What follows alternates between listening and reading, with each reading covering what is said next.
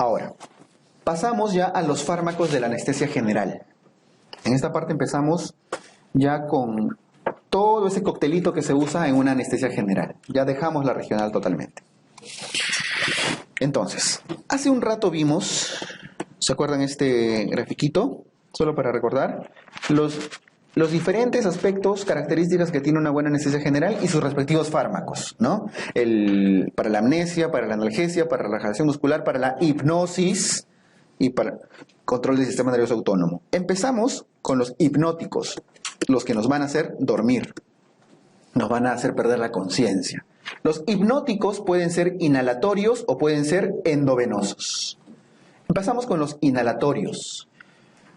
Los hipnóticos inhalatorios, los más modernos, los que se usan actualmente son los derivados halogenados. Los derivados halogenados, ¿y cuáles son los que corresponden al grupo halógeno? El flúor, el bromo, el cloro. ¿Cuál es el de elección hoy en día? Los derivados del flúor. Derivados halogenados del flúor. ¿Y por qué halogenados? Porque antes también se usaban otros que eran derivados del nitrógeno, ¿no? Muy bien. Estos hipnóticos inhalatorios vienen en estado líquido y se colocan en vaporizadores que pues, le generan un vapor y se introducen a través de la vía respiratoria por unas mascaritas, ¿no? Lo que colocan en las máscaras. Respiran y pues, se quedan dormidos, ¿ya? Entonces, estos hipnóticos inhalatorios evidentemente tienen un efecto hipnótico, sedante, tienen cierto efecto miorrelajante, causan cierta relajación muscular, pero no tiene efecto analgésico. Es muy importante eso. No tiene efecto analgésico. ¿Ya? No alivian el dolor, solamente los duerme y a lo mucho los relaja un poquito. Y los que tienen efecto analgésico bajo, hay algunos que tienen un efecto analgésico bajo, pero que no perduran en el tiempo. Por ejemplo, algunos parecidos al ceboráneo. Entonces, si es que en este caso siempre deben estar asociados a analgésicos contra el dolor, por ejemplo, opioides, por ejemplo, AINES o lo que fuere. Entonces, lo más importante acá es que causa hipnosis, causa sedación, cierto grado de miorrelajación, pero no analgesia, ¿ya? Muy bien. Ahora, ¿cuáles son los factores que influyen en que un hipnótico inhalatorio sea bueno o malo? Tienen a la derecha una larga lista, que no tienen que memorizarlo, para nada, no se preocupen. Lo que sí deben recordar es el primero. Es el factor más importante, la solubilidad en sangre. Ahora, el concepto de solubilidad en sangre y coeficiente de partición es un tanto complejo. Vamos a hacerlo de una forma bastante práctica. Este es el torrente sanguíneo, ¿ya? Un fármaco tiene baja solubilidad en sangre o, que es lo mismo que decir bajo coeficiente de partición, es lo mismo, ¿ya? Si tiene baja solubilidad en sangre, bajo coeficiente de partición, ¿qué significa? Que no tiene mucha afinidad por la sangre. Estamos haciéndolo así medio lo más fácil posible. No tiene mucha afinidad por la sangre. Por lo tanto, quiere salir de la sangre, quiere alejarse. Quiere escapar del torrente sanguíneo, porque tiene baja solubilidad en sangre. Por lo tanto, cuando llega al cerebro, va a entrar rápido o lento al cerebro. Rapidísimo, porque quiere salir de la sangre, quiere salir del torrente sanguíneo. Quiere decir que los medicamentos, los fármacos, los hipnóticos inhalatorios que tienen baja solubilidad, que es lo mismo que decir bajo coeficiente de partición, tienen un efecto rápido, intenso, un buen efecto. Y los que tienen alta solubilidad o alto coeficiente de partición, significa que tienen alta afinidad por la sangre. Significa que quieren quedarse dentro del torrente sanguíneo. Por lo tanto, al llegar al cerebro, que es lo que queremos sedar, ¿va a querer entrar al cerebro? No, porque se quiere quedar en la sangre, ¿ya? Entonces, va a ser más lento el efecto. Aquí va a ser más rápido, más intenso. Por lo tanto, ¿cuál es un mejor hipnótico inhalatorio? ¿El que tiene alto o bajo coeficiente de partición? Bajo coeficiente de partición. O, que es lo mismo que decir, baja solubilidad en sangre, ¿ya? Entonces, si leemos este cuadrito que dice ahí los factores que influyen, la solubilidad en sangre o coeficiente de partición, la solubilidad de un anestésico es inversamente proporcional a la velocidad con que se alcanza un estado anestésico. O sea, menos soluble, más chévere el efecto, ¿no? más soluble, el efecto es malo. Más lento, dura menos, etc. Por eso cuando ustedes usan, ponen la mascarita con el anestésico, el hipnótico, ponen, respira, los 20, 30 segundos, ¡plup!, cayeron, ¿no? Completamente hipnotizados. Pierden la conciencia. Significa que ese fármaco tiene un bajo coeficiente de partición. ¿Cuál es la elección acá? El sevoflurane. Ahí el nombrecito se ha perdido por ahí, pero ya, es el sevoflurane. Es el nombre genérico, el comercial es Seborane. ¿Ya? El sevoflurane tiene un bajo coeficiente de partición, baja solubilidad en sangre, por eso actúa rapidísimo.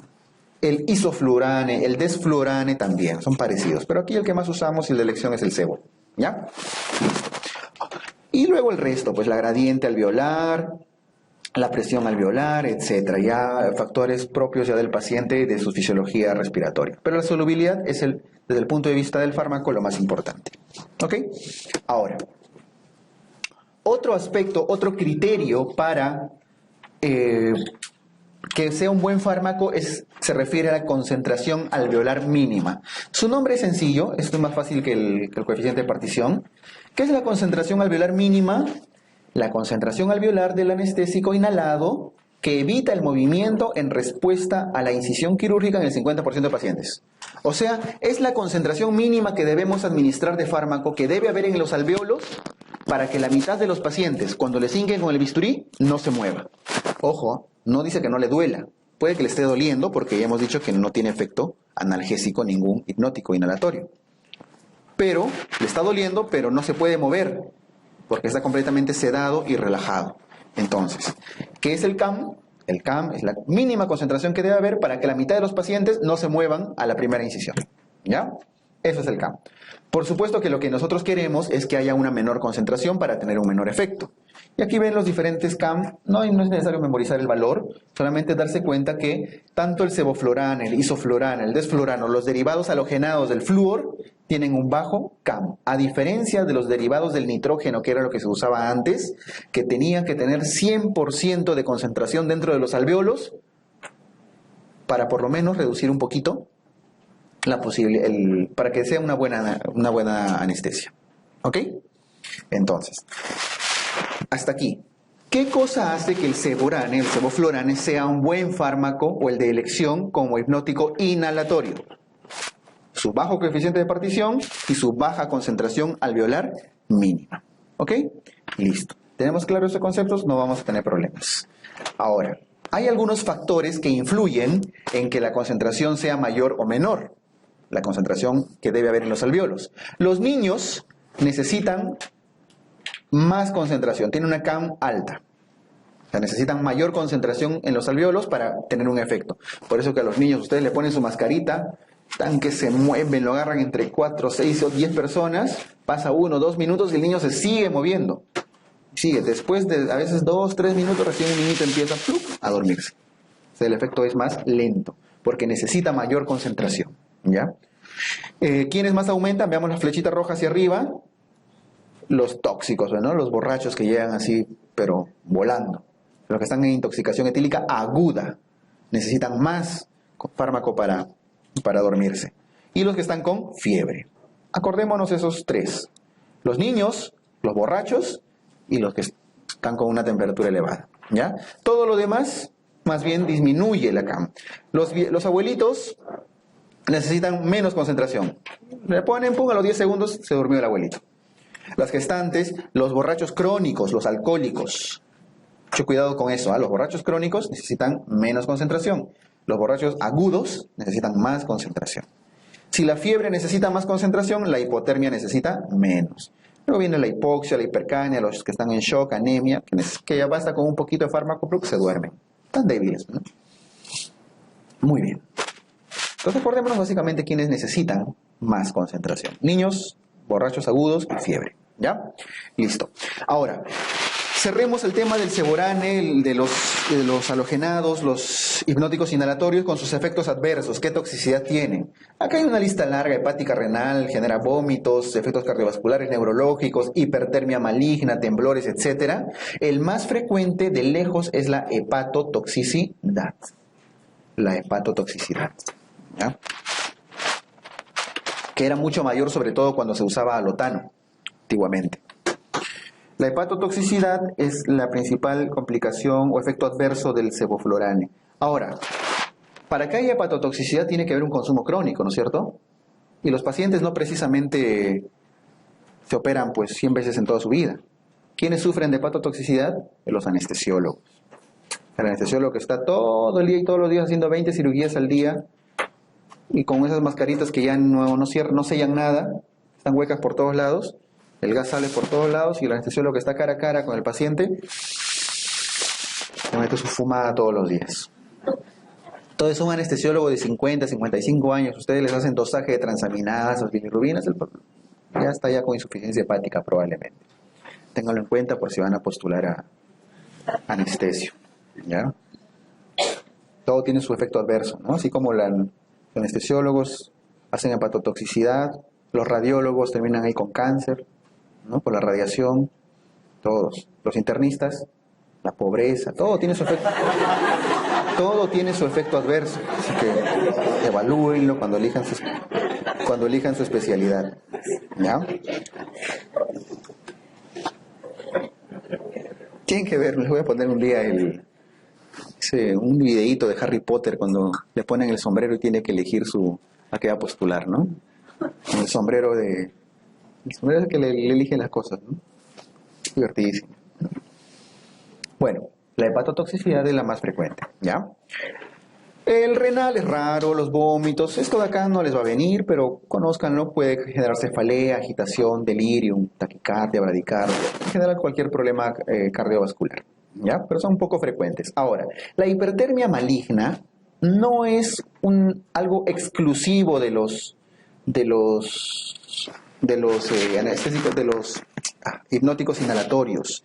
De hecho es raro, pero cuando se asocia el hipnótico inhalatorio con succinilcolina, sí se desencadena con alta posibilidad la hipertermia maligna. Entonces, hacemos un paréntesis aquí en lo que estábamos hablando de hipnóticos para describir qué cosa es la hipertermia maligna. A la derecha hay puro texto, pero lo graficamos. La hipertermia maligna no es cualquier fiebre. Es una fiebre maligna, su propio nombre lo dice. ¿Por qué? Hay un problema genético de fondo. Ahora lo describimos. ¿Pero qué cosa lo desencadena? Pues bien, tienen acá la unión neuromuscular, no sé si se acuerdan. En su clase lo deben haber hecho en neurología, en la parte de neurofisiología. La acetilcolina se libera, ¿no es cierto? Sale de los axones a las fibras musculares, se une a los receptores, y cuando se une a los receptores entra el sodio, sale el potasio, se activa la bomba y demás. Se transmite el potencial de acción a través de la acetilcolina, ¿no es cierto? Ya en el interior del músculo, ¿hacia dónde se transmite el potencial de acción? Hacia el retículo sarcoplasmático. Y del interior del retículo sarcoplasmático, ¿qué cosa sale? Calcio. Sale calcio. Y el calcio se une a la actina-miosina y genera contracción muscular. Esto es lo normal, ¿cierto? Sale la acetilcolina, transmite el potencial de acción, calcio, actina-miosina y contracción muscular. Ahora, en ciertos casos hay una salida descontrolada de calcio. Hay problemas en la despolarización y repolarización acá en la membrana, en los cuales el calcio sale y nada lo controla. Para que esto suceda tiene que haber primero un problema genético en los receptores del retículo sarcoplasmático, específicamente receptores de rianodina, pero eso no viene al caso. El asunto es que hay una sobresecreción de calcio. Entonces la actina-miosina va a estar involuntariamente el paciente empieza a hacer fasciculaciones. ¿Por qué? Porque hay contracciones descontroladas, no medidas. Ahora, ¿de dónde viene la fiebre? Pues bien, esas contracciones, ¿qué cosa necesitan para que sucedan? ATP. Y el consumo de ATP genera calor. Entonces, contracción, como que estuvieran ahí en el spinning, pues, ¿no? Aumentando la temperatura durante la cirugía. ¿Y qué pasa? Empieza a subir la temperatura. Eso no lo va a calmar ni el Panadol, ni el Metamizol, ni absolutamente nada, porque es un problema de contracciones musculares por sobreliberación de calcio.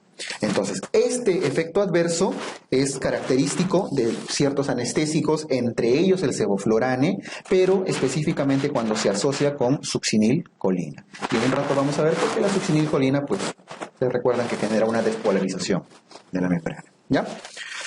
Muy bien, temblores posoperatorios y demás. Ahí tienen un textito de la hipertermia maligna que vamos a volver en un ratito. Es una miopatía, nada más, acordémonos de eso, ¿ya? Ahora en un rato volvemos a la hipertermia maligna, para no salir del tema. Muy bien, entonces, resumen de los hipnóticos inhalatorios. Los actuales son los derivados halogenados, sobre todo del flúor. No tienen efecto analgésico. ¿Y cuál es el de elección? El sevoflurane. ¿Por qué? Por su baja solubilidad, bajo coeficiente de partición y además por su baja concentración alveolar mínima, su bajo CAM. ¿Cuál es el principal problema? La hepatotoxicidad. ¿Ya? Muy bien. Ahí en los cuadritos de abajo, ¿cuáles son los más utilizados actualmente? El sevorane, sevoflurane, isoflurane y todos. De esos, el de elección, el sevoflurane. Sobre todo en niños. Y en niños no solo por su bajo CAM, por su baja solubilidad, sino porque además huele rico. O huele mejor que los otros. Y darle anestesia a un niño, tienen que darle algo que tenga un buen olor. El isoflurane y el desflurane huele horroroso. ¿Ya?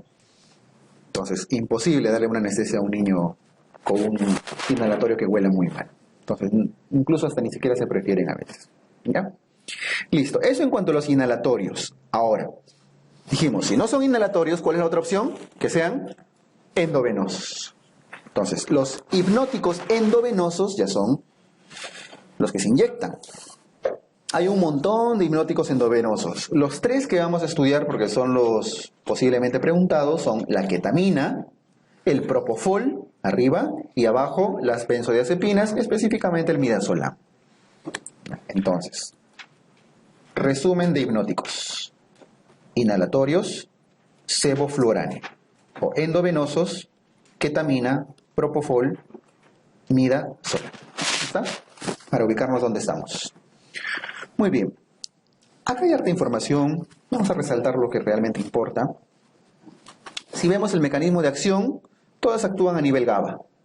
GABA abajo, GABA a la izquierda, GABA arriba, GABA al otro lado. O sea, todos actúan a nivel GABA, inhibiendo el sistema nervioso central. Por eso son sedantes, por eso son hipnóticos. No tienen ninguna diferencia en cuanto a su mecanismo de acción. Así que no vale la pena hacer nada con esto. ¿Qué cosa tiene en particular la ketamina? Que es la que se diferencia de los otros. La ketamina, además de ocasionar depresión del sistema nervioso central, de actuar a nivel GABA, igual que los otros, libera catecolaminas, noradrenalina y demás. Al liberar catecolaminas, ¿qué efecto tiene la ketamina? Aumenta la frecuencia cardíaca, eleva la presión arterial, eleva la contractilidad del músculo cardíaco. Por lo tanto, es un inotrópico positivo. ¿Sí? Es un inotrópico positivo. Y con esas palabras se resume todo. De hecho, aquí hacemos un dibujito. Inotrópico positivo. ¿Ya? Por lo tanto, de ahí sale toda la información de la ketamina. ¿Lo darían a un hipertenso? No, ¿verdad? Y eso es lo más preguntado. ¿Qué fármaco está contraindicado? ¿Qué hipnótico está contraindicado a un hipertenso? La ketamina, por su efecto inotrópico positivo. ¿Ok? Listo. La farmacocinética tampoco tiene diferencias en los tres.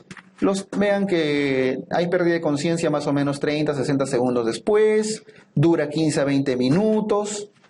El propofol igualito, 15 a 45 segundos, dura entre 5 a 10 minutos. O sea, casi no hay diferencia. Ni tampoco con el midazolam, son muy parecidos. ¿Qué característica, en todo caso, en qué se diferencian? En sus efectos. Eso es lo que tenemos que recordar, sus efectos y las reacciones adversas. La ketamina, vean que a nivel del sistema nervioso central genera un estado disociativo, si el paciente está confuso, confundido al inicio, que puede entrar incluso en situaciones hasta de pánico, ¿ya? Da una buena amnesia, da una buena sedación, o sea, es un buen hipnótico. Esto es importante. Además de ser un buen hipnótico, da buena analgesia. O sea, si ustedes usan ketamina, probablemente ya no necesiten ningún opioide y quizá ningún AINE para hacer el procedimiento que vayan a hacer. ¿Ya? Da una buena analgesia. y además eleva la presión intracraneana. Ese dato es importante, ¿por qué? Porque si el paciente tiene hipertensión intracraneana, también está contraindicado. Entonces, hasta ahora, dos contraindicaciones de la ketamina: la hipertensión arterial y la hipertensión intracraneana. Y da una buena analgésica, ¿ya? Desde el punto de vista cardiovascular, vemos al costadito, eleva la frecuencia cardíaca, eleva el inotropismo, eleva la presión arterial, por lo tanto está contraindicado en coronarios y en hipertensos mal controlados. Eso es la parte más importante. En la parte respiratoria, preserva reflejos laringeos de la vía aérea, genera broncodilatación, pero ya son datos secundarios, ¿ya? Acuérdense sobre todo el inotropismo positivo y la elevación de la presión intracraneana. De ahí sus contraindicaciones y que además es un buen analgésico. ¿Ok? Listo. Ese corazoncito con la flechita hacia arriba es lo que deben acordarse. El propofol, que está arriba de verde, tiene varias diferencias con la ketamina. Ninguno es mejor que el otro. Así que aquí es imposible decir que este fármaco es mejor. Son simplemente distintos y se usan en diferentes tipos de pacientes. El propofol igual activa, trabaja a nivel GABA, causa sedación, amnesia, es como todo hipnótico, dura entre 5 o 10 minutos, pasa rápido. ¿Qué hace a nivel del sistema nervioso central? Sedación, por eso es hipnótico, no hay diferencia. Disminuye la presión intracraneana. Ese dato es importantísimo. Disminuye la presión intracraneana. Eso lo diferencia de la ketamina, ¿no? No da analgesia, también lo diferencia de la ketamina. ¿Ok? Es un antiemético, ese es secundario. Y a nivel cardiovascular ya no es inotrópico positivo, sino inotrópico negativo. Depresor miocárdico. Entonces, el propofol viene a ser prácticamente la antítesis de la ketamina. Uno da analgesia, el otro no. Uno eleva la presión intracraneana, el otro la disminuye. Uno eleva el inotropismo, el otro lo disminuye. ¿Se acuerdan siempre el ejemplo clásico? ¿Quién murió por sobredosis de propofol? Nuestro amiguito, ¿no? Michael Jackson. Se metió un viaje con 5 ampollas de propofol para dormir. Ya, pues, su corazoncito ¡plum!, se detuvo. Ya, por propofol. Muy bien. Entonces, propofol, depresor del miocardio. Ya. Y las benzodiazepinas, a la cabeza el midazolam, ¿qué características tiene? Igualito, es un sedante, actúa a nivel GABA, efecto hipnótico, efecto amnésico, puede funcionar como anticonvulsivante, como relajante muscular, o sea, tiene efectos adicionales. Pero, igual que la ketamina, no da analgésica, no alivia el dolor, no es un buen analgésico, ¿ya? Es un inotrópico negativo también, disminuye el gasto cardíaco, pero además, el efecto más importante del midazolam no es el inotropismo negativo, es la depresión respiratoria. Depresión respiratoria. Genera parálisis del diafragma. Ese es el dato. Entonces, esas 3 figuritas, por favor, acuérdense siempre bien. Es lo que diferencia a los 3 fármacos hipnóticos endovenosos, ¿ya? Muy bien. Entonces, ¿cómo les va a venir esta pregunta? 2 formas en las que les pueden preguntar esto. En principio, características directas, ya sea cuál eleva la presión, cuál no eleva la presión y demás. Pero como usualmente ponen la pregunta es en caso clínico. Un paciente X, bla, bla, bla, bla, bla, bla, bla, con hipertensión endocraniana. ¿Qué fármaco está contraindicado? Ketamina. Un paciente con hipertensión arterial, ¿qué fármaco contraindican? Ketamina. Un paciente con insuficiencia respiratoria severa, ¿qué fármaco contraindican? Benzodiazepinas. Un paciente que acaba de salir de un infarto al miocardio, ¿qué fármaco contraindican? Propofol, por ejemplo, ¿no? Porque causa más depresión cardíaca. Entonces, dependiendo del cuadro clínico que les dan, van a contraindicar. Es como más les van a preguntar esos temas. ¿Ya? Listo. Entonces, hasta ahí los hipnóticos, que es la parte más importante. Hipnóticos inhalatorios y hipnóticos endovenosos. Ahora, ¿qué otros fármacos debemos usar en nuestra anestesia? Analgésicos. Ahí dice analgésicos, ¿no? Quechua. Ananau. Los analgésicos que se suelen usar en cirugía son o bien los AINES o bien los opiáceos u opioides. Ya dijimos hace un rato, ¿no? Los AINES van a hablar un montón en fármacos, los COX-1, COX-2, bla, bla, bla, el tema. Los opioides ya hemos dicho que pueden ser leves, moderados o fuertes. ¿Cuáles son los de elección? Los moderados. Ahora vamos a ver por qué. En principio los leves no, porque no van a usar para una cirugía, para cortar músculo, codeína, ¿no? Tiene un bajo efecto analgésico, no alivia el dolor. En cambio, el fentanilo y el remifentanilo sí tienen mucha más potencia analgésica. ¿Qué los diferencia? Acá hay harta información de los cuales los dos aspectos más importantes son la duración de cada uno y sus efectos adversos, ¿ya? ¿Cuánto dura el fentanilo? El fentanilo, el hecho que sea muy lipofílico, que tenga buena distribución a nivel muscular, adiposo y demás, hace que su duración sea mayor. Ven que la duración acá es aproximadamente entre media a 1 hora. O sea, dura un buen rato de analgesia. En cambio, el remifentanilo, veamos, tiene solo 3 a 4 minutos de duración. Por lo tanto, ¿cuál eligen como analgésico? Depende qué es lo que quieran. Como concepto general en anestesiología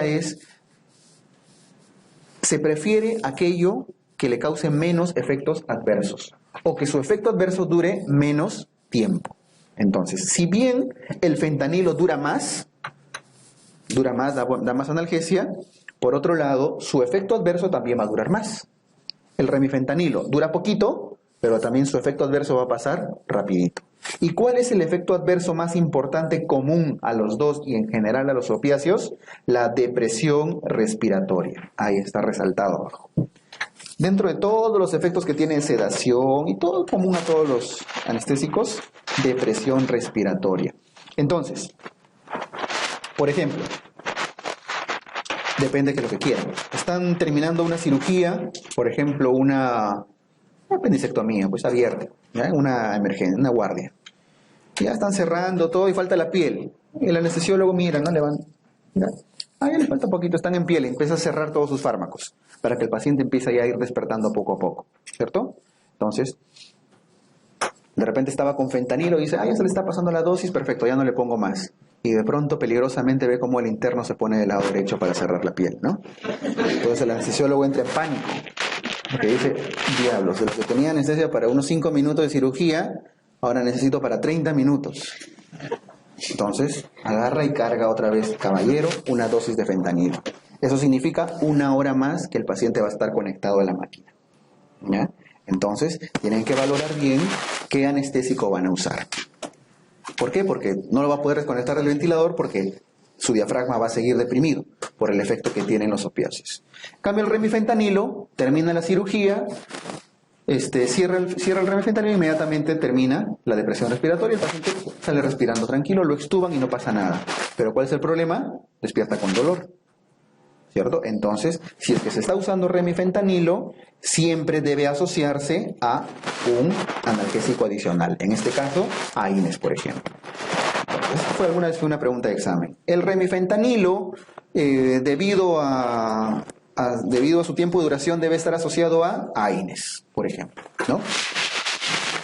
¿Por qué? Porque corta, pasa su efecto y pasa la analgesia también. Obviamente le van a dar AINES media hora antes, 1 hora antes, ¿no? Ketoprofeno, ketorolaco, metamizol, lo que vayan a usar, para que despierte sin dolor. ¿Ok? Listo. Entonces, los analgésicos de elección son estos dos. Ahora, ¿dónde entra la morfina? La petidina, la morfina sobre todo, que es lo que se usa en cirugía. La morfina, la morfina, que es un opioide de alta potencia analgésica, dura mucho más, dura mínimo 4 horas, dependiendo de la concentración, entre 4 a 6 horas, más o menos. Por lo tanto, si dura más, la posibilidad de que tenga efectos adversos también es mucho mayor. Y así como es más potente analgésico, también es un depresor más potente.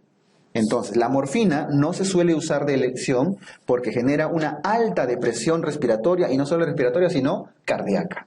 Entonces, una alta dosis de morfina intravenosa como analgésico durante la cirugía puede hacer que el paciente entre en paro y no sale. Se usa solamente si es que la necesidad de analgesia es muy fuerte, una cirugía oncológica, una cirugía de cadera muy dolorosa, qué sé yo, ¿ya? Entonces la morfina, que no está acá, dura aproximadamente de 4 a 6 horas, dura mucho más, pero tiene más de presión cardíaca y más de presión respiratoria, ¿ya? Listo. Básicamente eso debemos recordar de los analgésicos opioides, ¿ok? Listo, ya hemos hecho hipnóticos, ya hemos hecho analgésicos, recordad algunos aspectos. ¿Qué nos falta? Relajantes musculares, ¿no? Y los relajantes neuromusculares tienen que ver precisamente con la placa neuromuscular, con la unión neuromuscular. Algo recordamos hace un momentito sobre el mecanismo de la placa neuromuscular, ¿no? Que lo han visto en neuro. La acetilcolina sale, se une a los receptores y activa el ingreso de sodio, salida de potasio y luego activa la bomba sodio-potasio. Una es la transmisión del potencial de acción, la acetilcolina. Y luego desencadena toda la cascada de calcio, actina, miosina. Ya está. Si ustedes quieren que este músculo deje de contraerse, o sea que esté paralizado, ¿qué tienen que hacer? Bloquear los receptores. Bloquear los receptores de acetilcolina. Ahora, ¿cómo los bloquean? Tienen dos opciones. O bien evitan que genere despolarización, ahí vienen los bloqueadores no despolarizantes, o bien le hacen una despolarización única que lo mantiene despolarizado y ya deja de contraerse.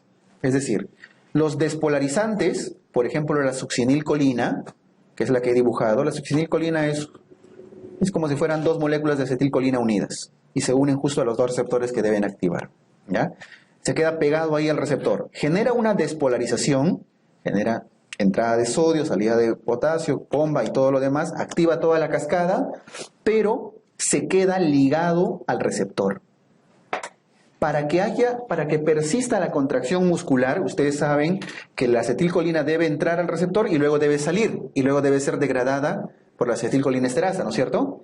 Eso infinidad de veces. En cambio, si es que la succinilcolina se une a los receptores, le genera una despolarización y ahí queda. No se separa, no se degrada por la acetilcolinesterasa, por lo tanto estos receptores quedan inutilizados. Pero quedan inutilizados en un estado de despolarización, ¿ya? Y el otro modo de bloquear es simplemente no despolarizando. Evitar que la acetilcolina se una a los receptores, ocupándolos pero sin generar despolarización. Por cualquiera de los dos modos, ya sea despolarizando o no despolarizando, el bloqueo de esta unión neuromuscular genera una parálisis muscular, una relajación. ¿Ok? Eso recuerdan de neurología. Entonces, los relajantes neuromusculares se clasifican dependiendo de su mecanismo de acción. Hay relajantes despolarizantes y hay relajantes no despolarizantes, ¿ya? El relajante despolarizante clásico es la succinilcolina. La succinilcolina era porque ya no se usa, pero hay que recordarla porque todavía la pueden preguntar. Es un agonista de la acetilcolina, son como dos moléculas de acetilcolina juntas, se une también a los receptores nicotínicos, igual que la acetilcolina, y se metaboliza por pseudocolinesterasas, que no es la acetilcolinesterasa clásica que conocemos. Y tiene una secuencia de efectos que en primer lugar son las fasciculaciones. Dado que despolariza, genera contracciones en diferentes lugares, ¿no es cierto? Por lo tanto, genera fasciculaciones. Pero finalmente, al ocuparse todos los receptores, nos va a llevar a la parálisis. O sea, tarde o temprano, la succinilcolina, luego de despolarizar todo, genera una parálisis flácida. Ese es un mecanismo por el cual genera relajación muscular. Ahora, por otro lado, los relajantes no despolarizantes, que son los actuales, entre comillas, modernos, entre comillas, compiten por la acetilcolina, compiten con la acetilcolina, finalmente llegan también a un efecto de parálisis flácida. O sea, ambos, tanto la succinilcolina como las actuales no despolarizantes, llegan a parálisis flácida. Concentrémonos en los no despolarizantes actuales. En su clasificación, hay de dos tipos. los derivados de las bencil-isoquinolinas, que no la tienen que memorizar, y los de elección, que son los derivados esteroideos. Ya, ambos. Los que se usan hoy en día son los derivados esteroideos. O sea, son no despolarizantes derivados de esteroides. El rocuronio, el becuronio y el pancuronio son los que se usan hoy en día. Todos estos son no despolarizantes.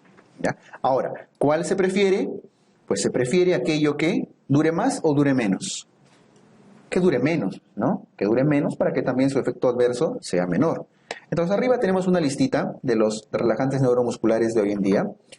Tenemos a rocuronio, becuronio, pancuronio, cisatracurio, por ejemplo. Todos son no despolarizantes. En cambio, la succinilcolina es el último representante que queda de los despolarizantes.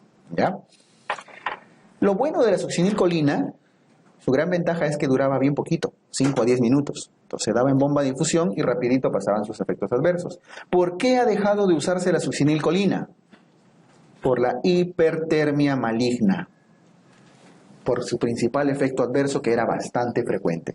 Dijimos hace un rato, ¿verdad? Generaba una despolarización que en presencia de un factor, de una alteración genética de los receptores del retículo sarcoplasmático, se liberaba el calcio descontroladamente y eso generaba contracciones infinitas y eso aumentaba la temperatura. Entonces la succinilcolina, al ser despolarizante, es el que más hipertermia maligna daba. Por eso se ha dejado de usar. ¿Y cuáles están ahora? Estos de acá arriba. ¿Y cuáles se prefieren? Los que duran menos tiempo, sobre todo rocuronio y becuronio, que duran 30-40 minutos. ¿Ya? El gran problema del rocuronio y becuronio nuevamente es la hepatotoxicidad. Son hepatotóxicos. ¿Ya? Muy bien.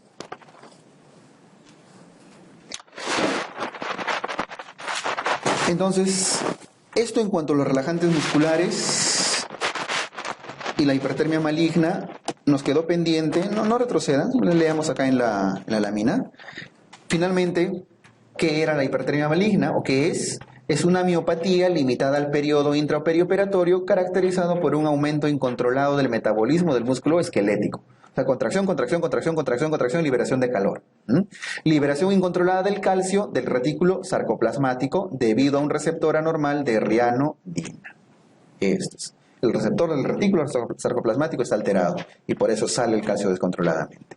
Es un problema genético, ¿no? Autosómico dominante. Eso. Listo.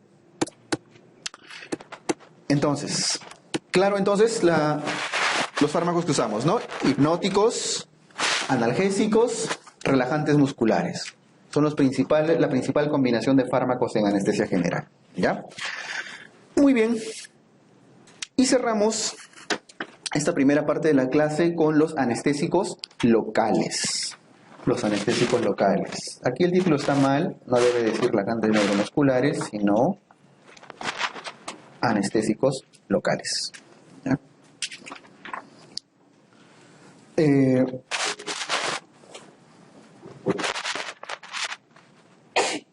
Salud. Los anestésicos locales, lidocaína, bupivacaína y demás, generan un bloqueo temporal irreversible de la conducción nerviosa.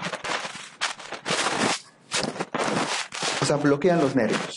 ¿Ya? ¿Y qué cosa bloquean? Todas las funciones de sensibilidad, motricidad e incluso las funciones autónomas, las funciones vegetativas. O sea, la lidocaína y la bupi bloquean todo.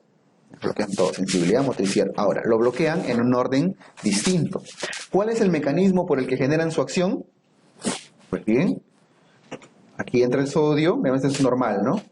Cuando hay una despolarización en la transmisión del potencial de acción, entra el sodio normal, que hace un anestésico local, bloquea ese canal. Ahí está. Bloquea el canal de sodio.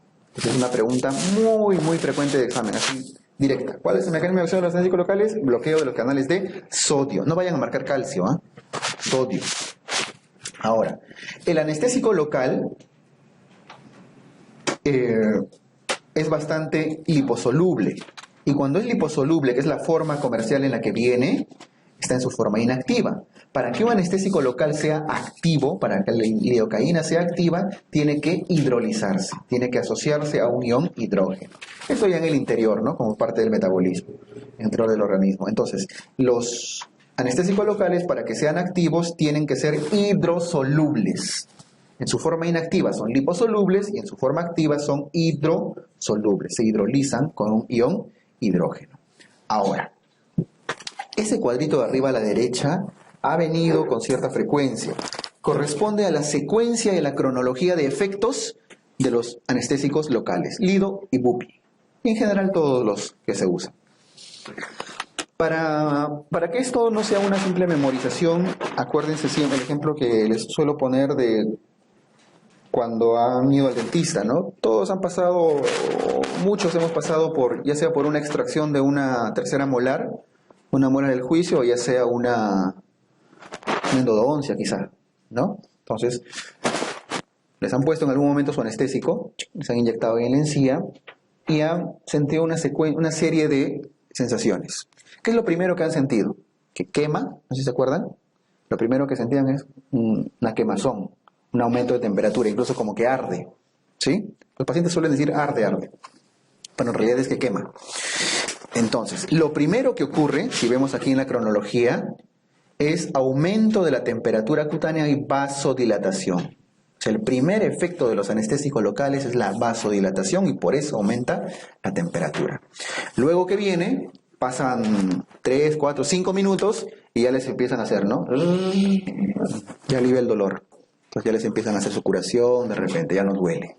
Entonces, después viene la pérdida de la sensación de la temperatura y alivio del dolor. En un rato vamos a ver los tipos de fibras. Primero vasodilatación y luego alivio del dolor. Luego viene pérdida del tono muscular, se pierde un poco de fuerza, ¿ya? Eso uno no se percata mucho, pero en general se pierde un poquito el tono muscular. Pero luego sí viene algo más importante, se pierde la sensación del tacto y la presión. A los 10 minutos más o menos, ya no sienten si les están tocando o no. No solamente no sienten dolor, sino ya no sienten el tacto. Les pueden estar jalando el diente con sus alicates y no sienten nada.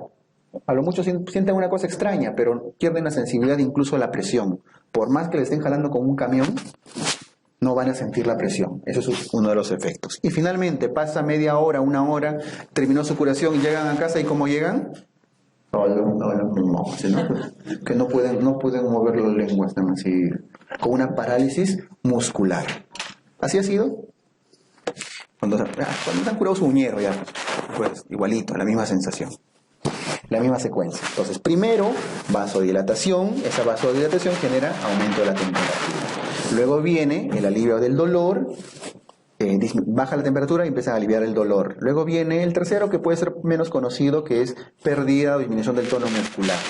Luego viene la pérdida del tacto y la presión. Y finalmente, lo último que ocurre es la pérdida de la motricidad. Todos los anestésicos locales pasan por esta secuencia. Generalmente lo que más nos interesa es que no duela, ¿no? Nos interesa sobre todo el segundo efecto, ¿ya? Ahora, ¿por qué este orden? Porque todas las fibras se van bloqueando según el tipo de fibra que sea, según la cantidad de mielina que tengan.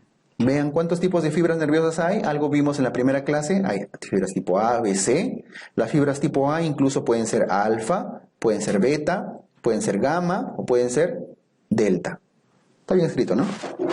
Alfa, beta, gamma, delta. Ya. O pueden ser B o pueden ser C.